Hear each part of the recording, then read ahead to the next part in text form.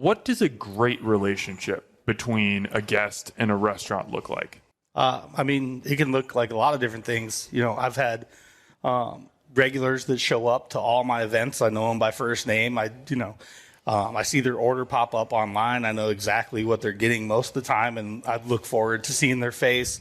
They look forward to seeing me. You know, it's a great interaction. Other times, you know, I don't see them. But like when I had the restaurant, you know, like my head would be down, but I'd see an order come through and I'd be like, oh, I bet that's them. And I go try and run it out.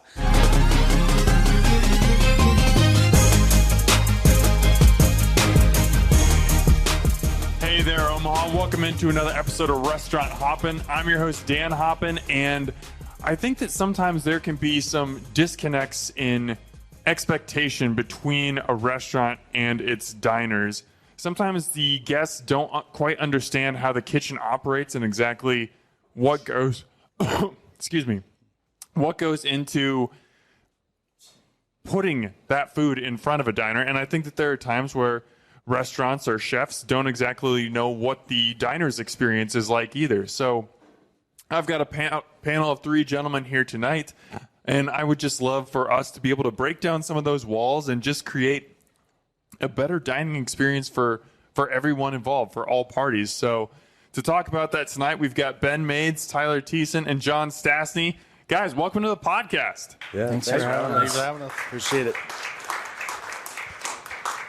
Okay, so I want to get started with some quick introductions. We got multiple voices, multiple personalities here, so please just introduce yourself and give me a 45-second to 1 minute synopsis on your restaurant/concept. We'll start with you, Ben. Au Courant Regional Kitchen. Call it my passion project. We change the menu every week. We do a tasting menu and very locally sourced, and that's about it. This guy is majorly underselling Au Courant. This is like one of the best restaurants I've ever been to. So if you want a nice fine dining experience, or you can just go sit at the bar and have an excellent time too. It doesn't have to be a celebratory experience, but you're going to get great food. Well, thanks, Dan. Tyler, who are you? I'm Tyler Thiessen, owner of Everett's.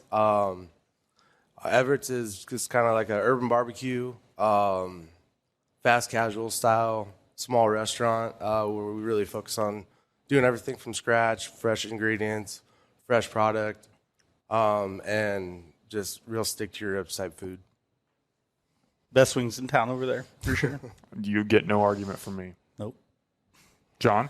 I'm John Stastny. I've owned a food truck for about 6 years. I've changed the concept a few times. Started out as Wonton John's. Now we're Omaha Cheesesteak Company.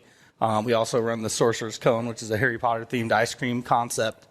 And that one's a lot of fun. And I recently started easyfoodtrucks.com, which is essentially a food truck booking service that just makes it easy to book food trucks for big events, corporations, things like that. It bridges the gap, kind of takes all the pain points out of booking food trucks, makes it easier for the trucks and customers alike. So Awesome. Thank you, guys. I'm so excited for this conversation tonight because, A, I know all you guys individually, and I think you'll be able to speak into this conversation really well. But, B, I intentionally selected you because we've kind of got a bunch of different levels here. We've got fine dining.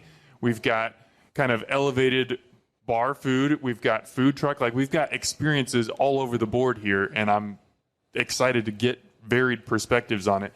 But I want to start with you, Tyler, because we are here tonight because you texted me a couple months ago, and you had this idea, and you were like, I really want to have this conversation. You know, how can we make this happen? What about this topic intrigues you, and what made you reach out to me? Mainly, like, I just love what you do when, like, how you present food to people, and you never have a bad outlook on it. And that's kind of what we try to do as chefs, I believe. Like, we just have a passion of what we do, and then we try to perceive that to the customer. But there is that disconnect that you said. So basically, like, with Everett's being open for over 3 years now, we got away from, like, being new. So there's an expectation when people come to eat there. And sometimes it's not always met. And we take that to heart, like, when we don't perform the best way we can. But then also the the other side of it where people don't take the time to understand, like, everyone has a bad day, or sometimes it doesn't always click. It happens with you and your jobs, and it's just so much easier because we're under a microscope as establishments, restaurants, where I think we're kind of held to a higher standard because people are spending their money to come see us, and we have to entertain them. So in one way, we're entertaining, and another way, like, we're human too. So I feel like that gets skewed a lot with social media, with reviews, just people like plainly just not liking what you did or like not enjoying that flavor profile.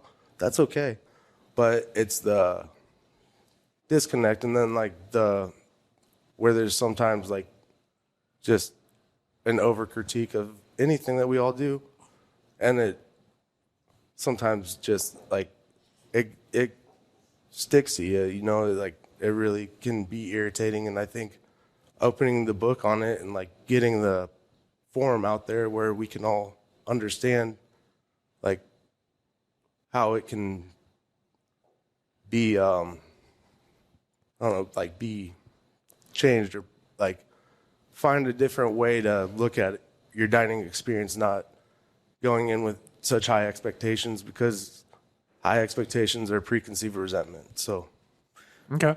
Yeah. I know if every interaction that I had in my job was then put online for everyone to see, I'd have a lot of 1-star reviews. I can tell you that much. So I want to start off on the positive side and just open it up to you guys. What does a great relationship between a guest and a restaurant look like? I mean, it can look like a lot of different things. You know, I've had regulars that show up to all my events. I know them by first name. I see their order pop up online. I know exactly what they're getting most of the time, and I look forward to seeing their face. They look forward to seeing me. You know, it's a great interaction. Other times, you know, I don't see them. But like when I had the restaurant, you know, like my head would be down, but I'd see an order come through and I'd be like, oh, I bet that's them. And I go try and run it out, you know. So and it doesn't even have to be regular customers. Like one of the best things about this job, and especially being on a food truck, is about 80% of the time I get to see the customers eat my food. And when I get to see that, and I get to see the smiles or the food dances, or, you can read their lips, and sometimes they're cussing about how good it is. And, that's a really good feeling. So that's a, great interaction. And it doesn't even always have to be that either, sitting at home and getting a notification on your phone and seeing that you got a post blowing up in Omaha Food Lovers, or you got a 5-star review from Google, those kind of things feel good. And, when you're executing at a high level, you kind of expect that. But again, like Tyler said, you have bad days. Everybody has bad days. You can miss here or there.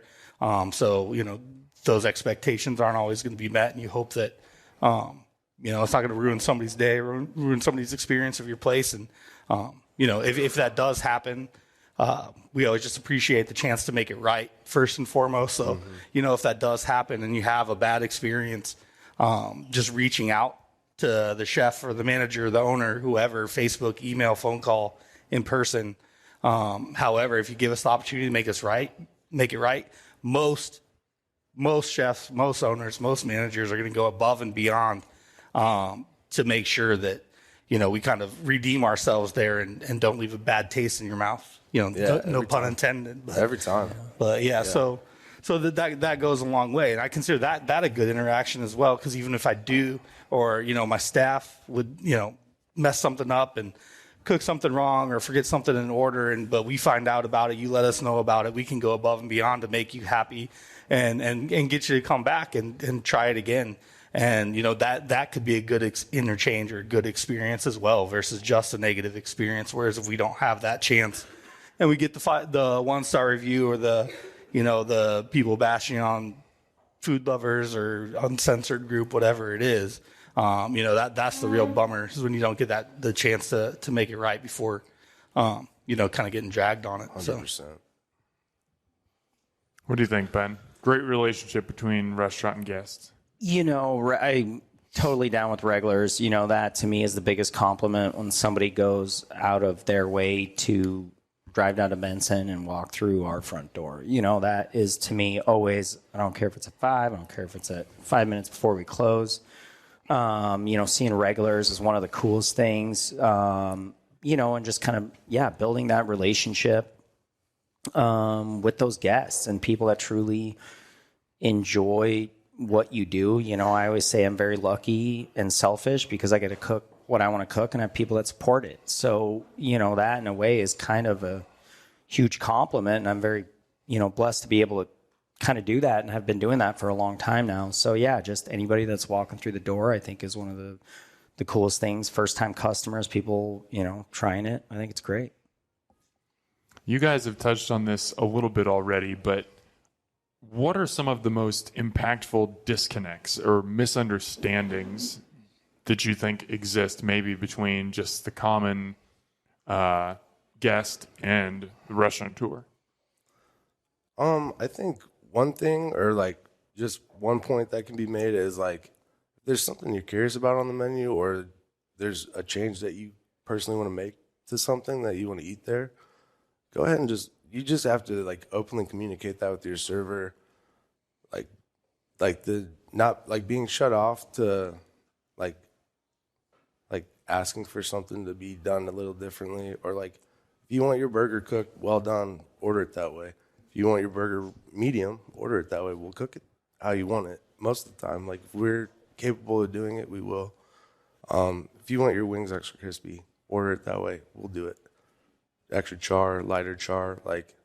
But then if you like, we all know what we want. We all know what we like to eat. That's why we go to restaurants, order one specific item off a menu, try something new the next time. But like, the way we're doing things is like the way we perceive it, and like you touched on, is like being able to do it the way you want to do it is a really gratifying feeling. And then having people like dig that, like what you do, that's even more of a positive like boost.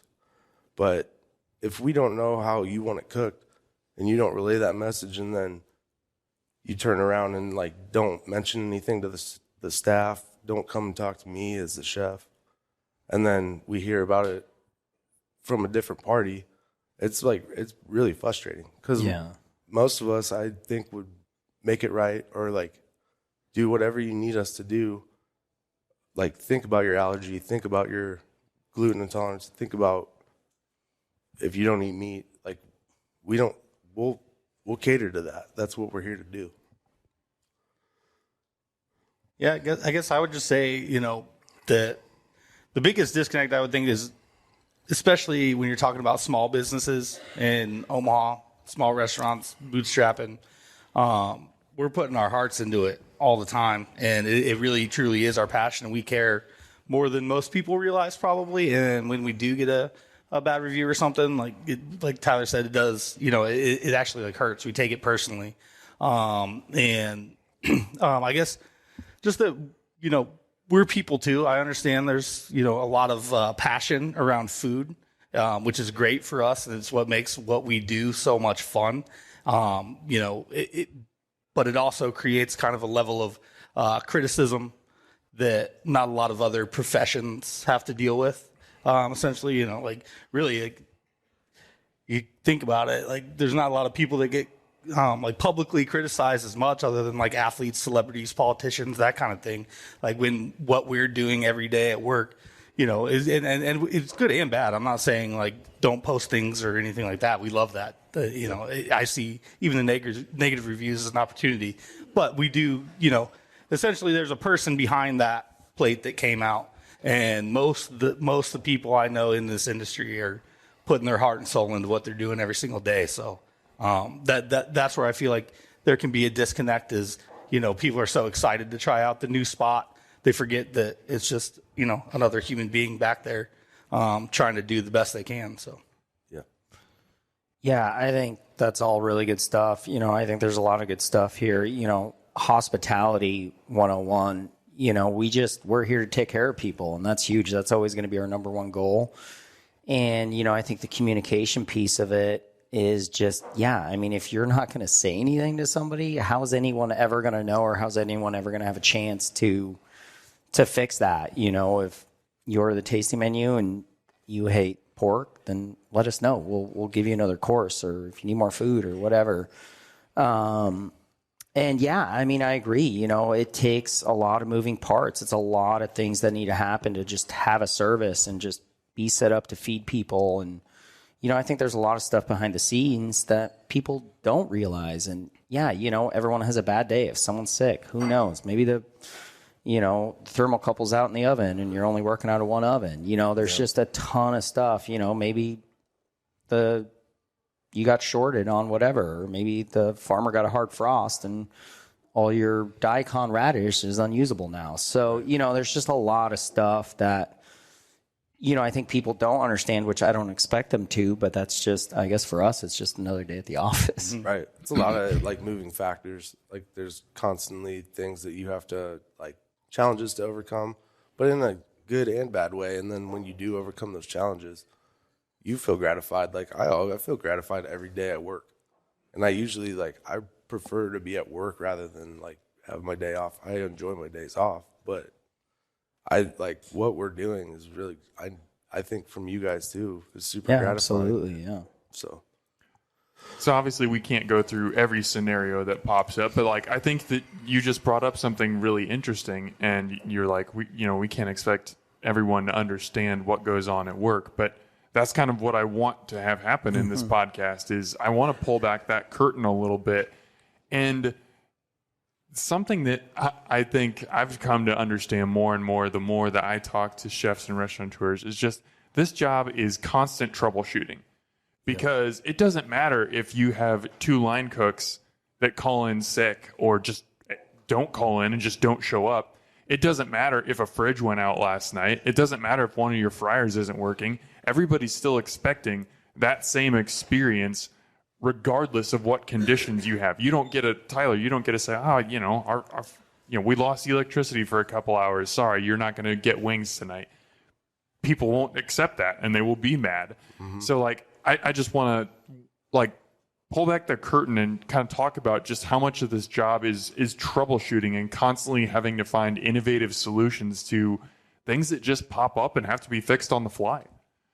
I mean, that's what it is. My saying is it's never nothing, you know, like it's always something. Like you go in knowing something's going to happen, not necessarily like with a negative mindset, like, oh, I wonder what it's going to be today. You just understand that's part of the business. There's so many moving parts. I can't think of like one day of work since I started that like something didn't go wrong, where you're having to find some kind of solution on the fly, whether it's equipment, staffing issues, food issues, you know, refrigeration, the Wi-Fi goes out with the food truck, you get a flat tire, you can't get a hot spot going, your POS is down.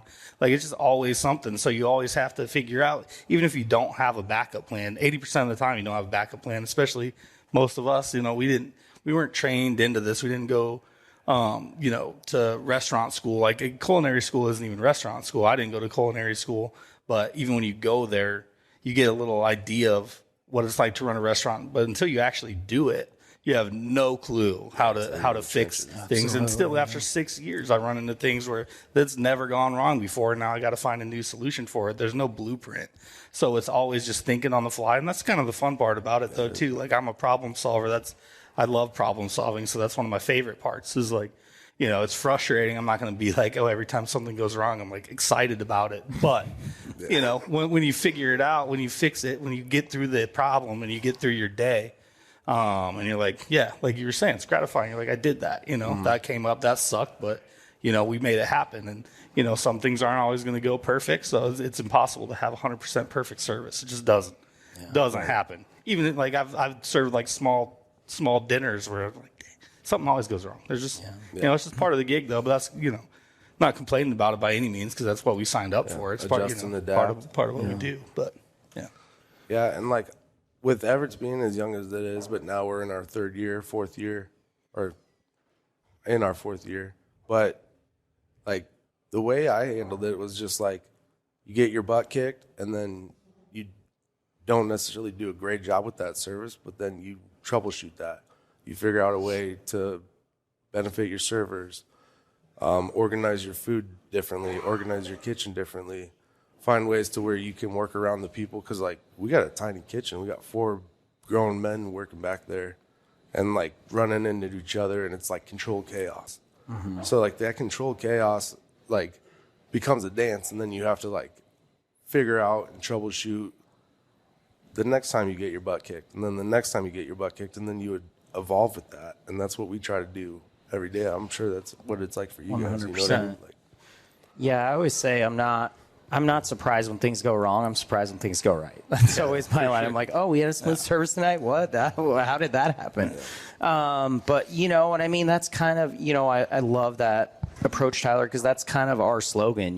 We always say GBD, and that stands for Golden Brown Delicious and Get Better Daily. You just double down, you keep evolving, you find what works, you find what doesn't work. And, the Au Courant that's started a year ago and now 8 years later is a completely different restaurant. You just keep evolving and, you just fine tune. You just keep working at it. It's like cooking a dish. You try to make it a little bit better every time. You try to do that with your restaurant and your guests as well. Yep, and then you just hold the standard. That's right. Yep. The other common theme that I've heard out of our conversation so far is communication.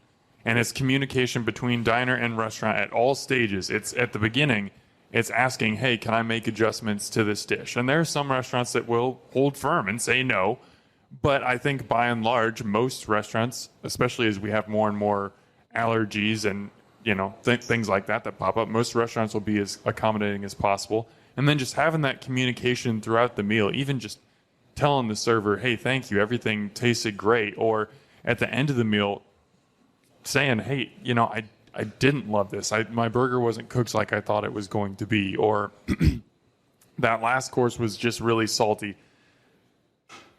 The restaurant doesn't necessarily have to take that feedback and act on it immediately, but it's good to know, and it's definitely better to have it in that forum rather than just online when you can't go back and make a change. And I also think it's really important to give positive feedback too. Like, I've tried to take the tactic over the past probably year. I've been really intentional about, if I have any access to the kitchen, even if it's just through a tiny service window or something, if I have a great meal, I'll go back and say, hey guys, thank you so much. Like, keep up the good work. I think that goes a long way. What are the best, other than what I just listed, are there any good ways that guests can improve communication with the restaurant and they can just continue to keep those lines of communication open so they can make their experience even better? Yeah, I mean, communicate however you're comfortable. I understand people don't like confrontation a lot of the time, so you don't necessarily want to ask for a manager if you're not happy, or tell your server if your steak was undercooked or overcooked. You don't want to deal with all of that. I get that 100%. I was a diner first before I was ever a cook, so I know what it's like to go out and spend a bunch of money on a meal and not be happy with it, and be out with a group of people, and don't necessarily want to be that guy that brings it up at the table. But just if you're not happy, we want to know. However you're comfortable doing that, we have. Pretty much every restaurant nowadays has an email address. They have Facebook Messenger. They have Instagram. You can, send them a DM on X, Twitter, whatever.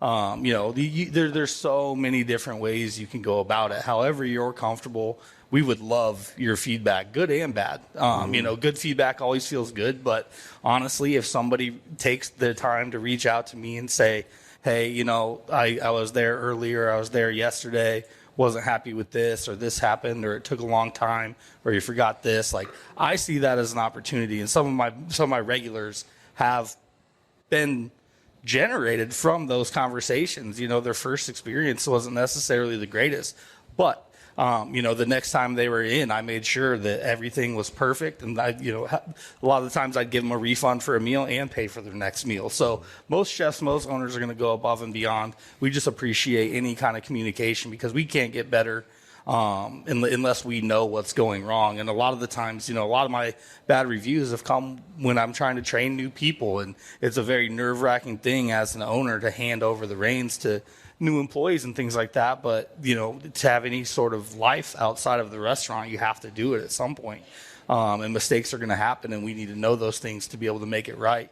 And most people will make it right. I've also reached out to restaurant owners that weren't so happy with my feedback, even though I was like just trying to be constructive, not mad. So I get it. Maybe you've had a bad experience in the past, but I'll tell you right now, 95% of the people in the industry are going to want to know that feedback, and they're going to bend over backwards to make sure that you end up happy. So yeah, we'll on the fly it, like we'll comp it. If it's a kitchen mistake or a server mistake, I guarantee like every restaurant will try to make that right.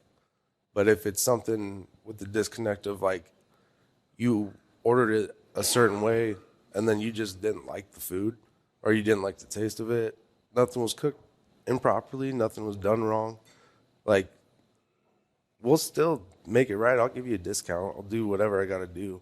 I don't want you to walk out of my restaurant with a bad taste in your mouth. Like that is the last thing I want. I'm sure it is the same way for most restaurants.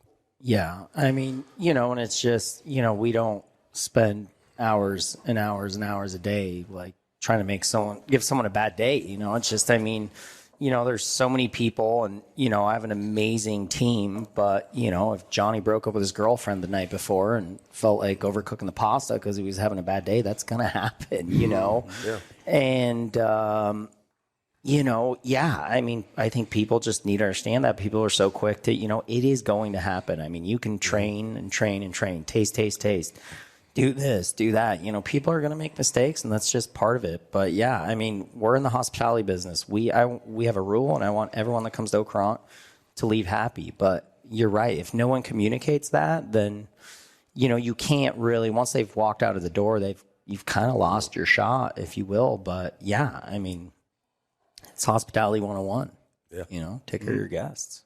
And I think you made a great point, John. I think a lot of guests might not be comfortable having that conversation in person, especially if it's a hard conversation. So if you don't want to talk to the server, or if you don't want to talk to a manager or the chef, if that person is available, like you said, there are so many social media channels these days. A lot of restaurants have a contact us, like you can submit forms on the website, you can email. There are different ways to go about that if you don't feel comfortable having that conversation in person.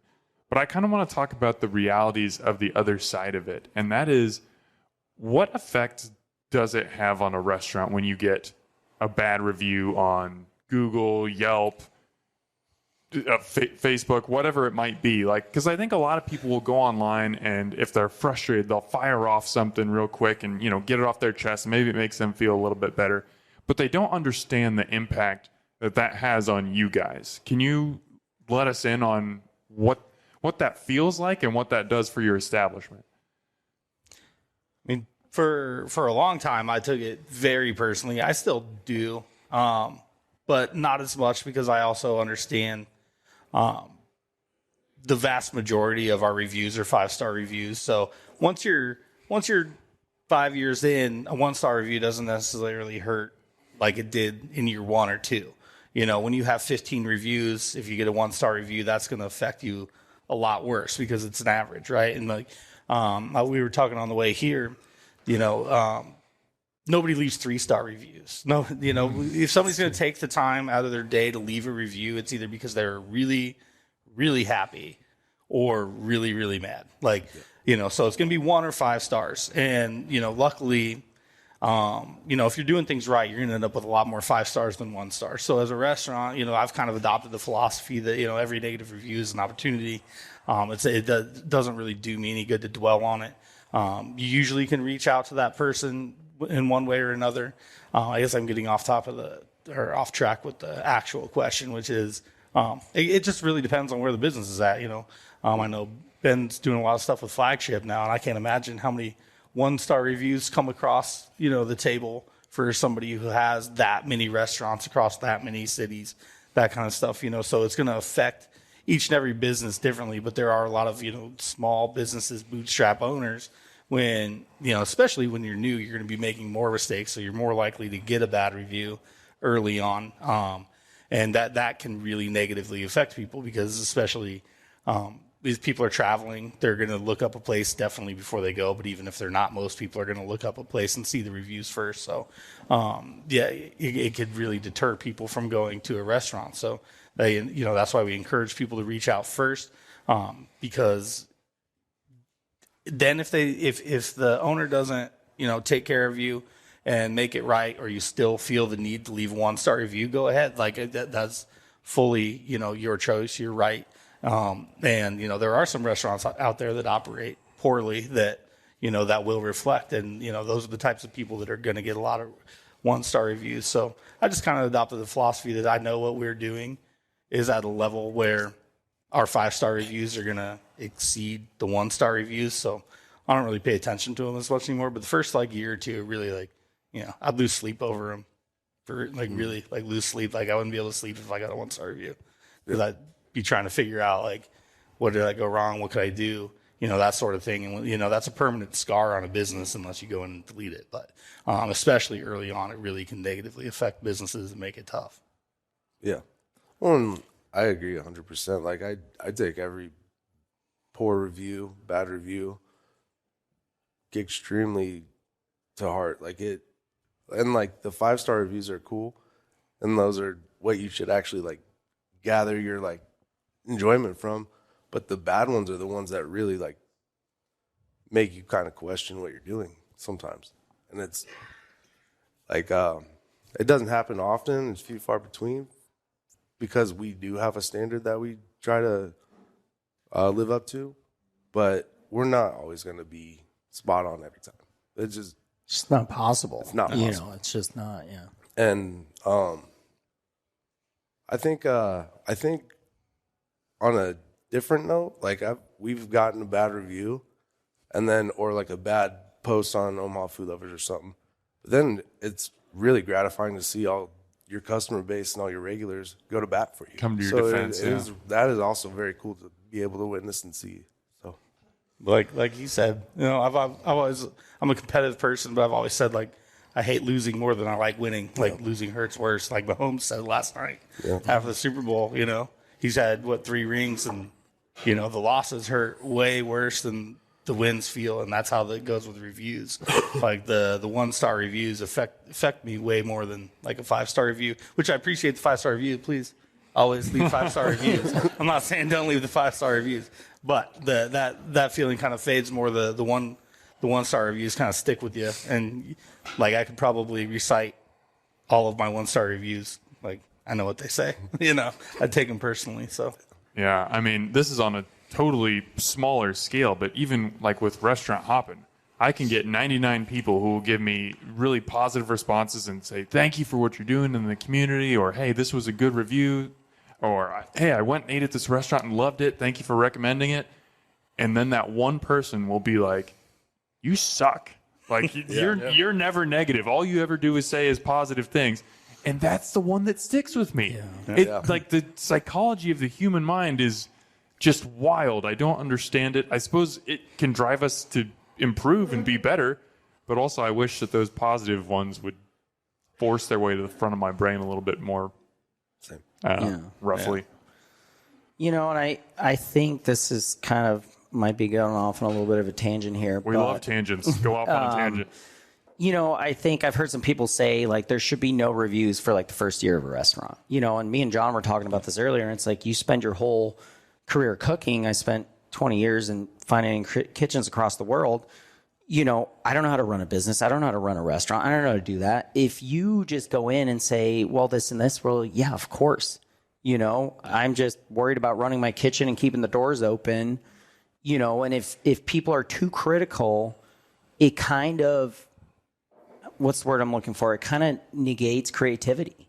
No one's going to rush out and try the new cutting edge restaurant or try to do something unique with food.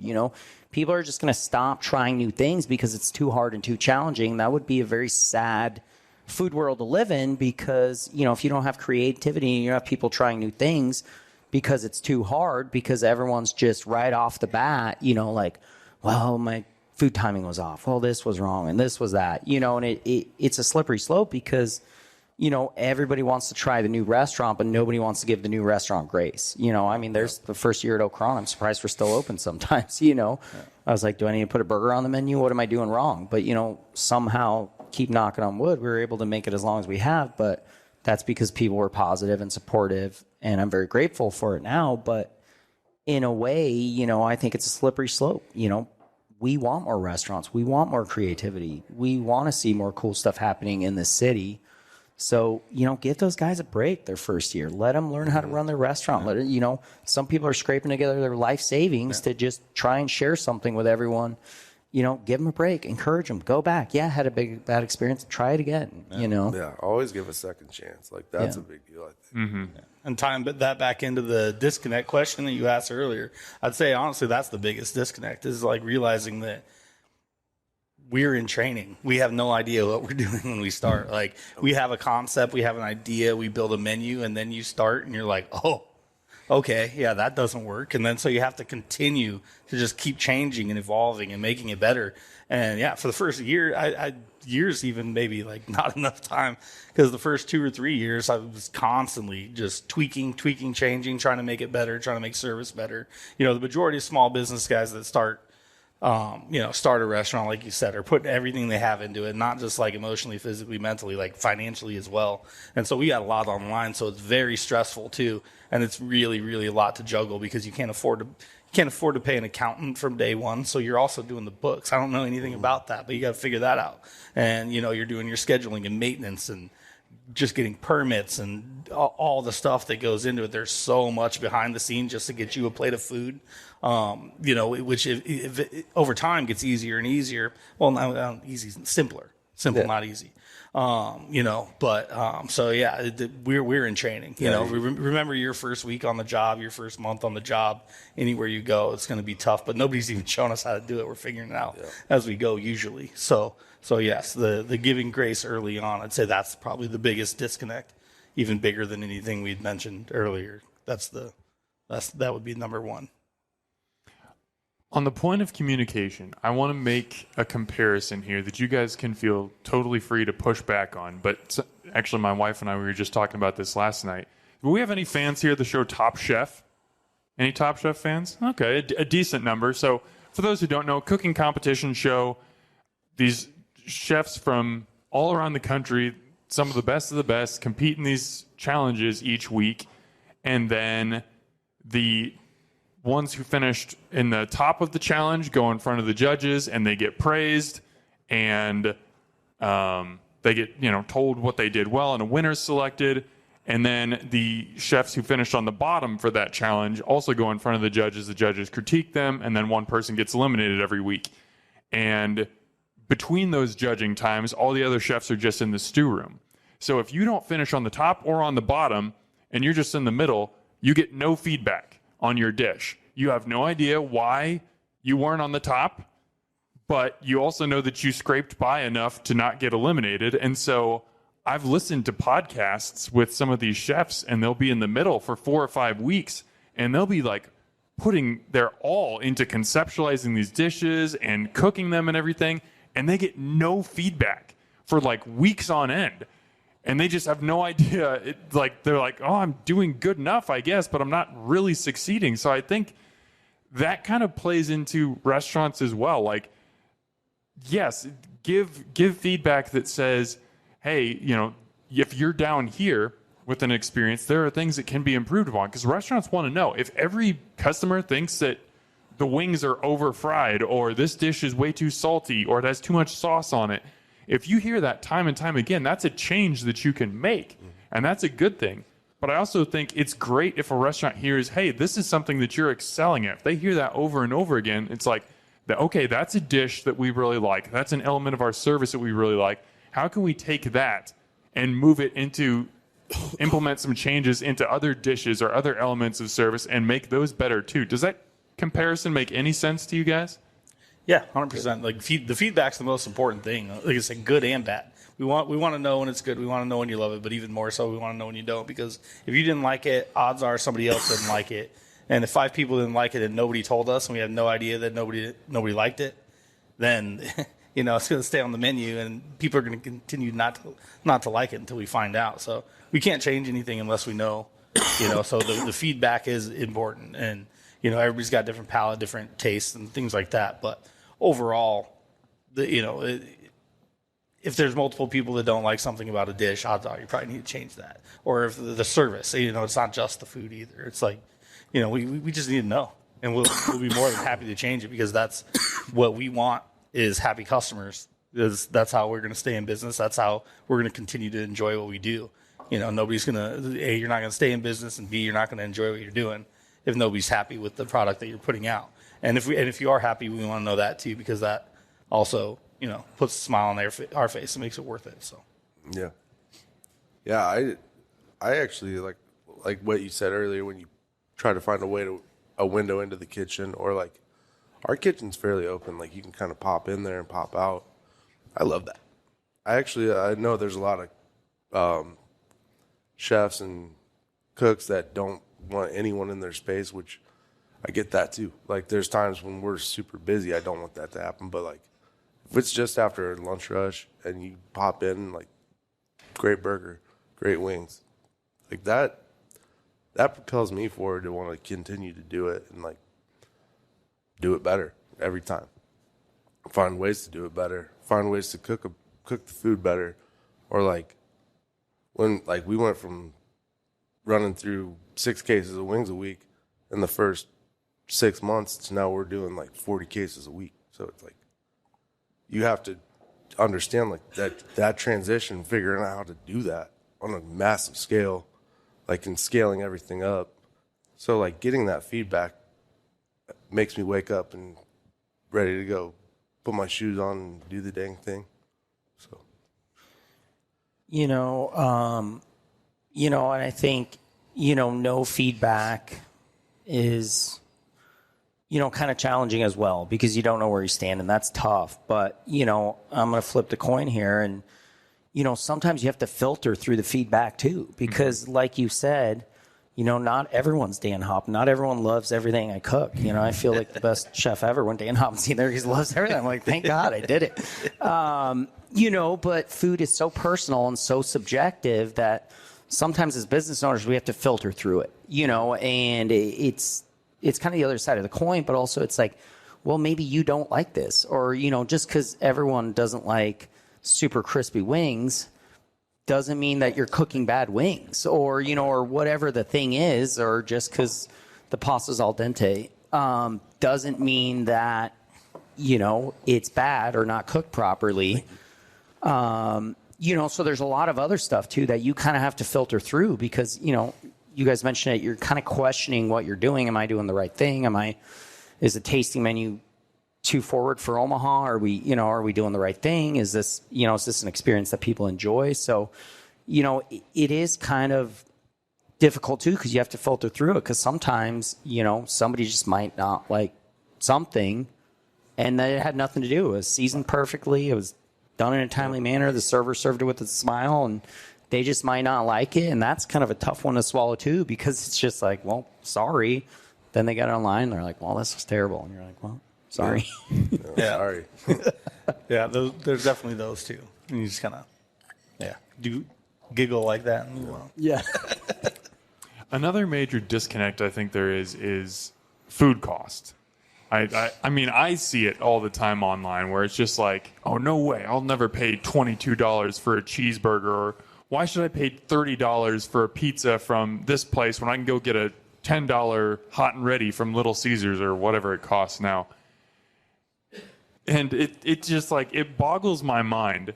And the answer to this question to me is so obvious, but obviously there are a lot of people who don't understand. So can you guys pull back the curtain on that? Why, when someone eats from and this isn't always the case, but generally speaking, when someone's eating from a locally owned restaurant that is sourcing ingredients locally and everything, it is going to be more expensive than it would be going to a fast casual, than going to a chain, whatever it might be. Why is that? I don't even think that's the case anymore. Like if you go through like Burger King, McDonald's, you're still paying like $13-14 for a combo. So like I feel like there used to be a bigger discrepancy between like fast food and things like that and local restaurants. But I feel like fast food chains have been raising their prices, but we wouldn't dare. It takes us a lot to raise the price because we do get that a lot, to where we have to keep the food costs under a certain percentage because we have labor, you have food waste, you have, utilities, all the same costs that you would have in your household, just, 100x, so we have to be able to control those things and create a menu that is, affordable for people. And, prices right now are to a point to where kind of maxed out. Like there's a lot of places you can't really raise your price. Otherwise people are going to stop coming. But at the end of the day, there is people are okay. It seems like with less quality at a fast food restaurant because they got it in a drive-through. So their expectations aren't as high. So they'll keep going back to that place. Whereas, they'll pay $17 for a burger and it might not be exactly what they were expecting, or, if it was cooked poorly, or even if it wasn't, they just didn't like it. They're not going to go back to that place. But then you go, you leave that place and you go around the corner, and the line around at McDonald's is around the block because people are going to go because it's a little more convenient. So at the end of the day, we don't get stuff at the prices that fast food restaurants do either. A lot of big franchises and things like that, they pay a lot less for their food because they're buying it at bigger quantities, a much larger scale than we are. So we're paying higher prices and still trying to maintain, that price point. But at some point it's going to need to be a little more expensive because our ingredients are probably better than, most. I know, especially at Au Courant and things like that. They're getting the highest quality of ingredients they possibly can. And I think every small restaurant owner is doing the same thing, and sourcing the ingredients is a fine line. We're trying to get the best ingredients but keep it at a good price for customers. But at the end of the day, I think right now everybody's seeing, you go to the grocery store, your eggs are more expensive, your bacon's more expensive, your bread's more expensive. There's nothing that's not more expensive. But if you look at a lot of restaurant menus and prices over the last 5 years, we've raised our prices at a much slower pace and smaller increment than the grocery store has. But for some reason, I don't know why or what, we catch flack for it more than the bigger chains and stuff like that. I don't know. We're much more under the microscope. Yeah, you're absolutely right about that. Yeah. And then like something that just like popped in my head with that question is like, I remember growing up when I was in high school, you could go to a wing joint and you could get wings for 25 cents on a specific night. Now, like, you just know there's no way we could do that. We would just like not be able to meet our bottom line, which is really like the concept of every owner or like every owned business is you have like your cost of labor, your cost of food, and then like the other costs like rent for the spot you're in, your bills, all the everything, and then there's a very small margin where the money that you're actually making doing what you're doing. But the like food cost fluctuates. Like 1 week a chicken wing case could be $80, the next week it's like over 100. But we can't like change our price week in and week out to fluctuate with that. So you have to set a price and then stick to that price. And I've noticed like I was saying, you used to be able to go get 12 wings for $6. There's no way to do that anymore. So it's just, you can't live in the past of like understanding like how it used to be. We're all adapting to the curveballs we're getting thrown as a society. It's not like it is really not very skewed, I think. Like it's, you guys know what I mean? Like, it's, well, and just like that, you were talking about, we were doing the cheesesteaks now. My steak, I mean, there'll be 15 to 20% variance in price from week to week. You never know, but am I going to change the menu on my price to reflect that? No, because, our price is what it is, and people expect, that price usually when they're coming. And, you can't just continue to change your price on the fly. So then we end up eating that cost to keep our customers happy and not raise our price because we want it to be affordable. But then we got to figure out, are we going to, try and cut labor this week? How are you going to make up for it? Because 20% of your, especially when it's the main thing you sell, and now you're paying 20% more from it, and you're only making a certain margin on it. Now all of a sudden you're hardly making anything on that product. So you either got to sell more or something else. And it's just, especially with just the way everything is rising, it would be nice to have a little bit more understanding of like, hey, it's going to be $16 instead of $15 for this cheesesteak, or that kind of thing, because prices are ever fluctuating. Doesn't matter what the product is, it just depends on the week, really. So and and I think, I don't know if everyone knows this, but I can't, don't quote me on this, but I think the average restaurant probably profits 5-6% nationally. There's not a lot of wiggle room there, and you have your prime costs. You have your food, your labor, your alcohol, and then all your overhead and stuff. I mean, there's not a lot of factor there. So, and it's just like, I do feel like we pay a premium for quality. And I think, John, you nailed it. People are value driven. They don't want to pay more for quality, but for us at Au Courant, it's not even so much about us, but it's supporting the farmers and supporting regenerative agriculture and, serving non-hormone treated beef, because that's super important. So I think it's bigger than us. And, we get a lot of people in from New York, and they're like, or big cities, and they're like, this tasting menu should be twice the price, but we can never, I'm still saving up for that Ferrari, so it might be another 10 years,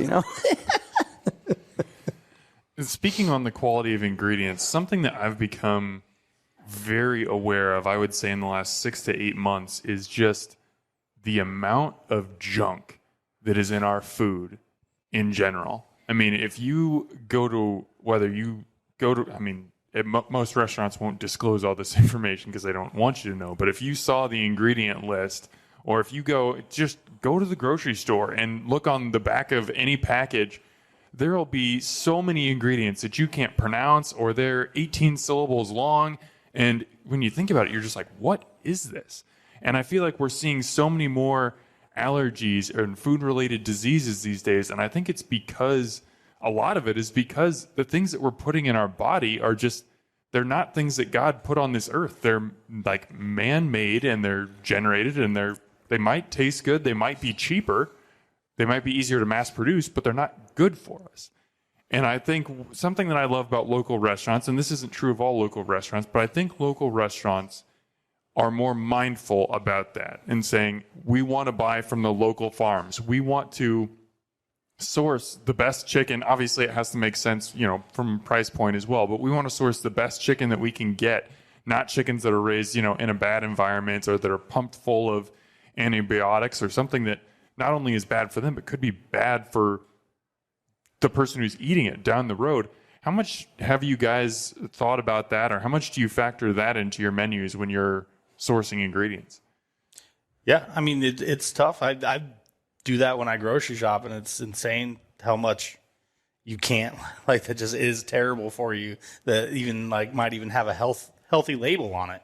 We use it's called Yucca. It's an app. You can scan the barcode, and it tells you all the risky additives and things like that. But that's one thing with most local restaurants, even if they're not going out of their way to source things that are raised a certain way or don't have certain ingredients. Most people are making their own seasoning, sauces, things like that. And so a lot of that bad stuff is the preservatives and the things that make products shelf stable, which also raise our costs because that has more waste, because we're using things without a lot of preservatives. And so it's only good for so long. So if it doesn't use, then it's no good anymore, to where, that sauce on the shelf that has 13 different ingredients, that's going to be good for a year, maybe even longer. So it is tough to navigate, because even when you're ordering your food, you can't necessarily see all the ingredients. Luckily, I have a really good rep with US Foods that will go over a lot of that stuff with me, and we keep the amount of items for the cheesesteak menu. Anyways, I've got less than 12 SKUs, so I can be very particular about the things that I buy. So I do, I guess, personally have a passion for that. So we do go out of our way, but I will say that it doesn't really matter what restaurant you go to, you're likely going to get a lot better product with less preservatives and things like that, eating a local joint versus like any of the fast food places or even from the grocery store, because most of us are making all of our own stuff anyways, and it's when you make it to stay shelf stable and things like that that makes it, not so good for you. But Right. Well, and I know at Everett's, like, when you're focused on being the scratch kitchen, and like doing everything from like raw product, the quality factor is a big deal, because that better meat absorbs the seasonings you put on it, or it cooks better, or it generally just tastes better. So like you have to have a focus on quality. You have, like, if you want like what you're spending on your time doing to be good, there has to be a huge focus on like quality, I think.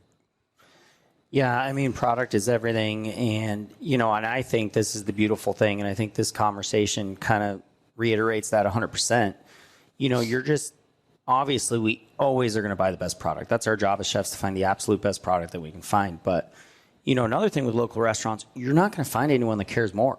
Mm-hmm. No one's going to care more than Tyler and John about what's in the Philly or how the chicken's served. You go to a huge chain and they're like, this is what you're serving. And then he's going to open the chicken wings and they kind of smell it. And he's going to be like, whatever, and they're still going to serve them, but they're not invested in it. Yeah, exactly. Yeah. So I think that's a beautiful thing. It's like, we're all working our butts off to give people the best product. So inevitably you have people that care more than most people. So yeah, I think 100% you're going to get a better product. Scratch kitchen and all that stuff. I mean, it's should be the norm, but it's not, and I think slowly but surely things are coming back to that. But, that's a beautiful thing all on its own. People that care, making you good product. And I mean, what else do you really need?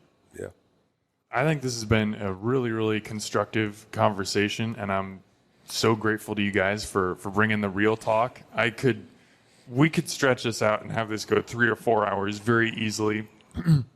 But I want to respect your time. I want to respect the time of everyone here. So I've got one more question, because we've talked a lot about some butting heads, some frustrations, some disconnects. I want to go out on a positive note here, because we're positive people. At least I am. You guys all know that. Mm-hmm. What's a recent positive interaction that you had with a guest that you think provides like a good example of what it looks like when guest and restaurant are just in sync, and it creates a wonderful experience for both parties?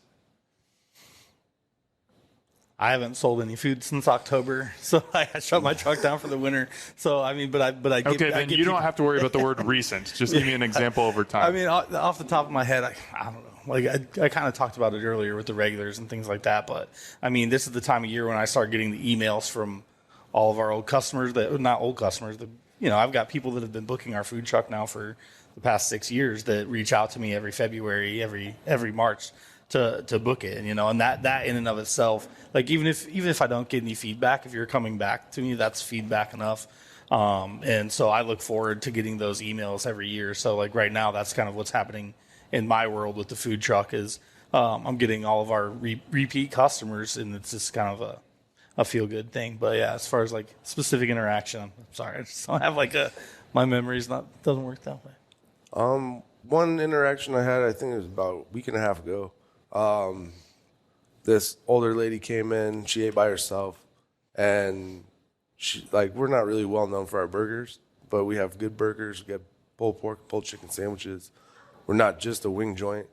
And she said it was the best burger she's ever had. She's 75 years old lady, like 75 years old. And that was so gratifying. That was cool. I'll never forget that. That's awesome.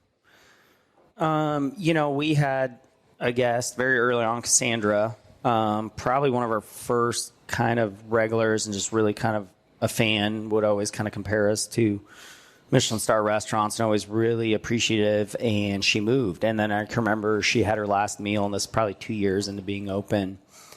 And then, I can't remember, it was 3 months, 4 months, 6 months ago, but she came back, obviously asked for me, and they're like, hey, someone's here. The server staff didn't really know her, most of them. And they're like, hey, someone's here. They said they know you from way back. And I was like, yeah, sure, I'll go out and say hi. And there was Cassandra, and she'd moved in Texas and been gone. She's like, I'm so happy that you guys are still here. I'm so happy that you guys are still doing what you're doing. And it was just like a huge reaffirmation, and just made me feel great, that like, supported us in the beginnings, been gone, and then came back and was just like, everything you guys are doing is still amazing. And that was kind of icing on the cake, I guess, for me. That's awesome to hear. Thank you for sharing that, guys. And I hope that this has been a productive conversation for you guys. This wasn't intended to just be a gripe session for restaurants to come up and be like, okay, these are all of the bad things that people do, but just to kind of create an understanding. And I mean, I have so many more questions that we didn't get to. Like, I would love to just continue to pull that curtain back, but even just peeking it open a little bit and helping people understand the price of chicken wings fluctuates. Like, you can't do anything about that. If the food truck gets a flat tire, you still have to be at an event. You don't just get it canceled 10 minutes before you're supposed to be there.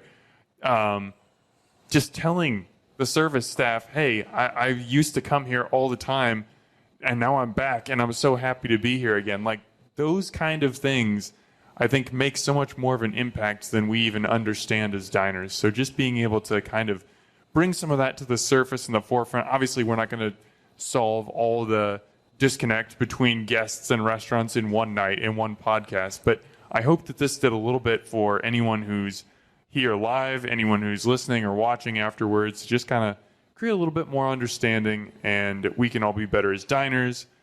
Restaurateurs can be better as restaurateurs, and we can all just have a better relationship in general. Guys, thank you so much for being here tonight and for making this happen, for bringing the authenticity. I love it. Thank you for being here, guys. Thank you. Thanks for having us. Yeah, thank you.